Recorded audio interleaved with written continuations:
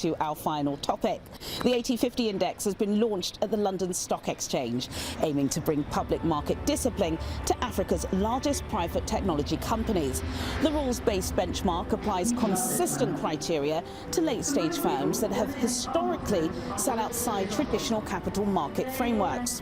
Organisers say the index is designed as a market infrastructure rather than a ranking or investment product, offering investors and policymakers a clearer reference point as African tech companies scale. People are here to celebrate African innovation.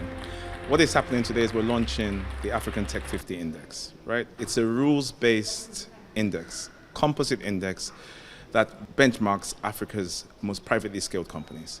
So it is shining a light on Africa's very best, introducing the innovators to global deal makers, ensuring that the signal, the AT50 provides that signal, that visibility for our best performing companies to the deeper pockets of capital, right? The pension funds, the global investors.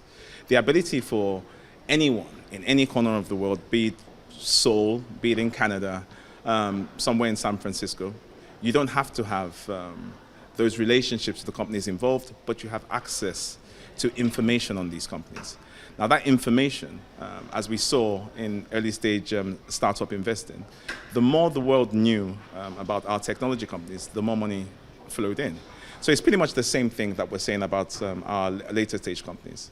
You know, we've got founders that have built companies in conditions that are very, very difficult, lack of infrastructure, you know, the purchasing power of the people they're building it for is little, but still they've thrived. They've built $500 million companies, $3 billion companies, $2.5 billion companies. So it's letting the world know about this. So it's an index in every sense, judged by ISCO. It's been aligned with ISCO standards, which are the world standards for indexes. It's been in terms of how it runs. You don't apply to the index. It's done by a methodology. The methodology is set in stone, repeatable, which is always important. There's 6 pillars that drive the methodology. They're hard gates that really judges who qualifies or who doesn't. And importantly, there's a governance that enforces the methodology. The governance is independent. There's a Capital Markets Readiness Council, a methodology index committee. Now that deals with the rules, the scoring, etc. And the Capital Markets Readiness Council deals with market readiness and ensuring that these companies tick a number of these boxes. It's time to hit the button and open London's market. It's Africa, it's tech, but it's also really the importance of the Africa Tech 50, which is a composite index that basically showcases the AT50, the top tech companies that are ready to go public if they want to, and that means that they have the right valuation, they're focused on providing the necessary disclosures, that they have revenue, they can have liquidity, and so much else. But I think what is significant, and for me as a former regulator, is that this index is basically on the basis of the IOSCO, International Organizations of Securities Commission, that regulate most of the capital markets around the world, the standards that they provide. So it's a credible one, and that means that it gives comfort to any investor, whether they're in North America, whether they're in Asia, whether they're in Africa, or whether they're here.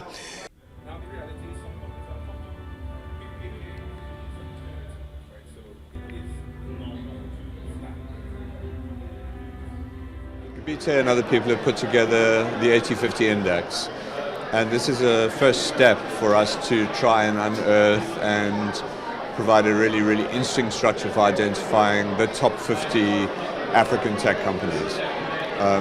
So it'll be an index which will be a really good indicator of the innovation that's happening on the continent. And then we've also been talking about launch at the London Stock Exchange of a new private market, where if somebody comes in on the AT50, they're potentially on the pathway to being able to raise capital on the private market at the London Stock Exchange. And then ultimately, what we want is a IPO in London of an African tech company that blows everybody away. The value of delivery from media to lessons from technology, hence our motto, our word is our bond. Today and every day, these are the values behind numbers. And they're the reason We've been at this since 1999, okay? And for us to get this far is a milestone. It's a critical milestone for quite a number of reasons. We all talk about unicorns, we talk about different startups making it to the top and everything else. But we all know the ultimate is the London Stock Exchange. If you can get that far, then you've gone as far as anybody cares to go. It's Home Plus. All right, that's the best way to think of it. Home Plus. You can't get here if you haven't done it at home. Charity begins at home. So we're talking of the tech companies that have risen to the top at home. This is stepping up to the global stage.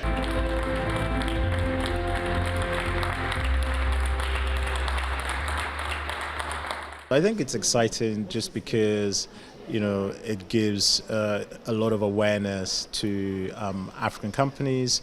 The association with the London Stock Exchange obviously, you know, creates a lot of buzz, as you would imagine, and just, you know, the general concept of a potential listing, even if it's not now, but in the future, I think it's very noteworthy, and there's a, you know, just the innovation around the index itself.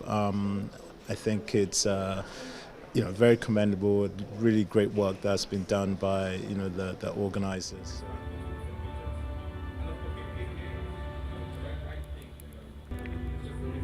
I believe in Africa. There's something that's happening over there. There's something, it's the future of the whole world. The challenge that we have today is that, and the trust that we need to bring to African continent. I have visited the 54 countries of Africa, and I know that there's lots of things to be offered over there. And we are at the 100% mark. Whatever we can create in the future, we'll resonate big time. Whatever we can create now, we'll resonate big time in the future. So that's what's my hope, is to be over here to support it from not just the money prospect, not just the capital, but bringing the connection, the awareness, let's say the new prospect of Africa, the thing that I see, the continent that I fall in love with before I put my money in it. Well, sadly, that's all we have time for today. But as always, do get in touch with your comments and suggestions. I'll see you at the same time next week for more in-depth business analysis on Channels Business Global. Goodbye.